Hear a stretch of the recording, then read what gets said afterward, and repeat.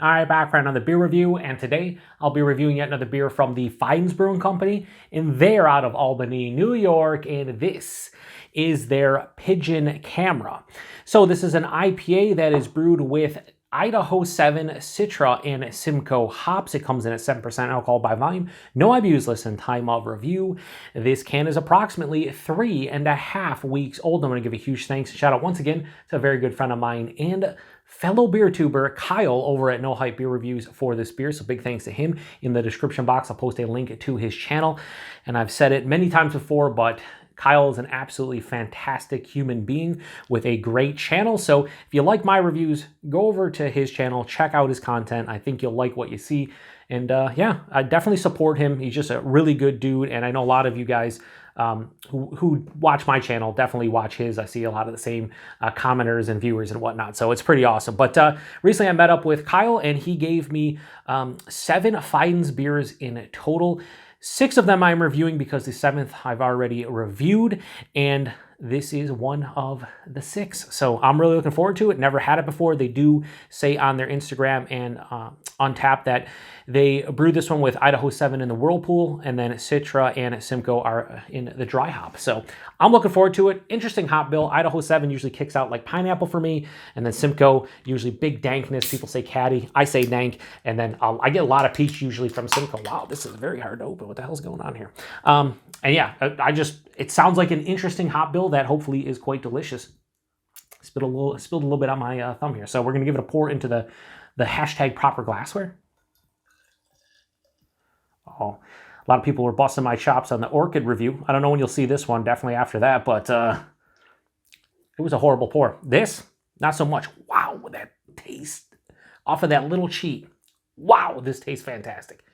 All right, so in the hashtag proper glassware, we're just going to give you the look from the other side. Looks beautiful. Now, if we go to the other side where the Fidens logo is, yeah, it just looks great in the glass. Let's be honest. It has that honey orange color that I typically talk about. Hazy, murky, turbid, the whole nine. Looks like a beautiful hazy of some sort. A little bit darker than maybe you'd expect for 7%. Has about 1.5 fingers of a bright white, super creamy, luscious looking head. It is like off-white, eggshell white, dare I say bone white. Very creamy looking though. And again, very hazy, murky, and turbid. Only at the bottom can I see a little bit through it light-wise. Anyway, let's get a nose. Tropical fruit bowl of awesomeness. I've said that over the years, not probably recently. That's what this smells like. It's like I have a bowl of peach, apricots, maybe a little bit of passion fruit, maybe even throw in some red fruits, like maybe some mixed berries in there. It is so intense smelling, almost a month old, and it is just jumping out of the glass. The aromatics are fantastic. There's also a big dankness. I think the Simcoe is coming through there. Has that dank, almost like a combination of like marijuana, so weed itself, but then like greens, like a tomato stalk, or just something in that realm, like weeds, like pulling weeds, things of that nature. Like it definitely has like a garden essence to it. It's a little bit of like a vanilla as well. But man, I can't get over the intensity to the tropical fruits. There is a little underlying like, sweet orange juice, tangerine juice, something like that. But for the most part, this is stone fruit and a tropical fruit dominant. Peach, apricot, I'd say passion fruit. I'm even getting a little bit of honeydew melon as well. Red berry. This actually smells way better than I anticipated. At 7%, I'm not thinking, this is going to be that aromatic, and it is. Wow. It smells so fresh. I don't know how to explain that other than to just say it. So anyway, let's get into it. Cheers, everybody. Thanks again, Kyle.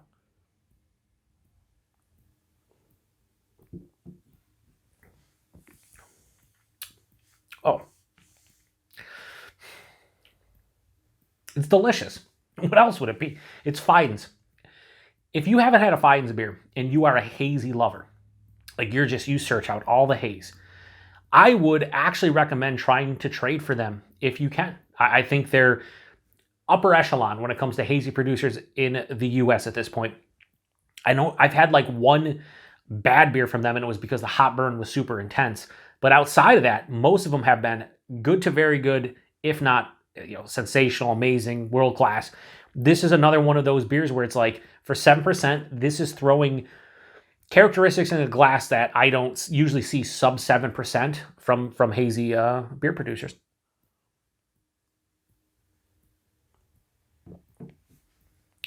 The only thing that's a little bit disappointing with this one, but it's not because of the ABV, is the body and mouthfeel are not as superb as you typically get from Fidens. The mouthfeel on a lot of their beers, like the body is like, it saturates and coats your palate, so it's like, it feels like it's full body. This feels like it's like medium, higher side of medium body, which is a-okay for a 7% beer. Just from them, it's a little bit lacking. The mouthfeel is nice. It's soft, it's smooth, it's creamy. It's just not an upper echelon, top tier mouthfeel, but they're still really nice. So don't get me wrong, body and mouthfeel are really nice for this, just not as good as I've had from them. But again, this is a 7% IPA, not one of their doubles or triples. So it is what it is. But the flavor more than makes up for that lack of intensity when it comes to, or lack of quality. I shouldn't even say lack of quality, just a slight disappointment from the body and mouthfeel. Front to back, it is stone fruit galore. Like, it's sweet or over-ripened peach, almost like the syrup you get in like a, with the peaches and the cherries. What am I looking to say? I'm going to take another sip while I try to think about it. Yeah, like a fruit cup. It has that syrupy kind of nature to it that you get specifically with like the ones that have peaches and cherries in it. It has like that peach syrupness. You could even say like peach gummy rings.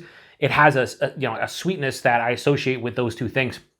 Again, but you could say apricot as well. You could other nondescript stone fruits like a mango, something like that. But really for me, it's peach and I'd say mostly peach with a little bit of apricot. There's an underlying front to back orange quality. It's a juicy quality, so you could say orange juice, tangerine juice. The red berries that I was getting in the nose really didn't carry over as much. There is a bit of like that honeydew honeydew melon rind. There's a touch of like a kiwi or like a white pear or something, some kind of different white fruit expression that I really didn't pick up in the nose. And that's like, again, front to back, but really the first 3/4 of the palate, because on the finish, this has that dankness I associate with Simcoe. There is also, now I'm sitting here just figuring, out what I'm tasting. There is this nice pineapple quality. I wasn't even thinking about that with the Idaho 7. I think I mentioned that I get pineapple a lot of times. I didn't get that in the nose and the taste, but I'm sitting here, I'm like, what? I'm trying to pinpoint. There's different kind of uniqueness to it. And then I was like, oh, it's pineapple. So there is like an underlying pineapple, probably from the Idaho 7, that is definitely there, and it carries on to the finish. So I'm left with like a dank pineapple quality on the finish. But again, it has that marijuana / tomato stalk kind of green weediness to it. And dankness. It finishes full on dry with a mild to moderate bitterness. This definitely still leans sweet. I'd say like 60-40, 55-45 sweetness to the dryness, because the bitterness isn't really doing a whole lot. There is a little bit of like a resinous feel from the hops as well. Look at the glass lacing, just absolutely phenomenal glass lacing as well. One more sip and we'll lock in a rating, 7%. I really can't tell. Again, the body, if this was like a normal Fidens body, then I would be scared a little bit about this. I'd be thinking like 9-10% because of how expressive the flavor is in this one, but also everything that is, all the flavor profile, the aromatics, everything indicated bigger beer. But then I get to the body and mouthfeel, I'm like, all right, I can see 7%. But no alcohol stringency, no warming in my chest. This is awesome. And this is, again, one of those beers where it's 7%. I'm like, all right, we'll see how it is. The hop bill is not like, screaming at me. I mean, I don't mind Idaho 7. I can get down with Simcoe, Citra pretty much and everything.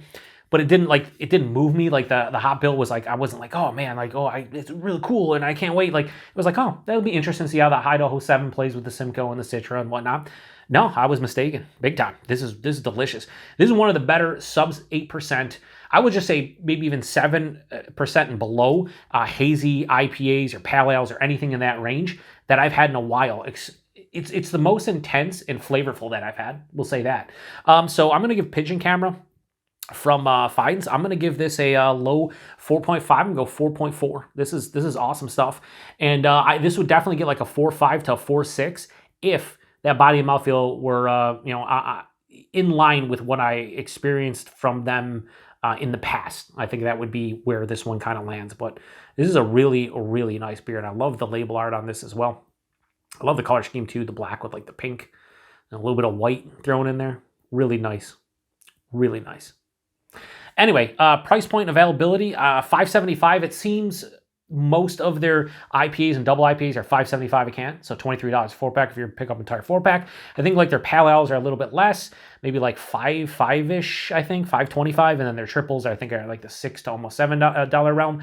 $5.75 for that all day, every day. I'd pay that. Like I've had much worse beers for much more money. So based on the quality and everything I'm drinking, $5.75 is a fantastic price point. I should say fantastic. It's worth it. Let's just say that for what I'm drinking. And availability is fine. It's got to go to the brewery, got to pick it up. They don't really get distro at all. You know, I've had them get distro here in Buffalo, but typically what happens is whatever bottle shop or beer store owner will actually go to Fidens, grab their beer, and then bring it back. I think that's legal to do that. I know some places outside of the state have gotten drops of their stuff, but for the most part, if you really want Fidens stuff, you really have to go to the brewery or trade for it, get it on the secondary market, something like that. And luckily, I have kind friends like Kyle that hook me up with them from time to time. And yeah, I always miss Fidens when I don't have it. I think it's good that I don't drink Fidens all the time, and I drink them like every 5 or 6 months, because it makes me appreciate them more. That they're not down the street where I review them every single week. Kyle does his Fidens Friday, which is cool, but I'm not doing that. And, I just, one of those things where I'm just appreciative whenever I can get my hands on them. And I would highly recommend this to anybody out there. If you're a Fidens fan or you love hazies in the 7% realm with huge flavor, this is one for you. So appreciate everybody stopping by. If you've had this one before, post in the comment section. Let me know what you thought about it. I think it's a pretty well-balanced, just delicious hazy IPA, 7%, can't taste the alcohol. If the body and mouthfeel were just a little bit better, this would be like one of the best single IPAs I've had this year, if not the last couple of years. So that's where we'll leave it. Appreciate it. To the next one. Cheers.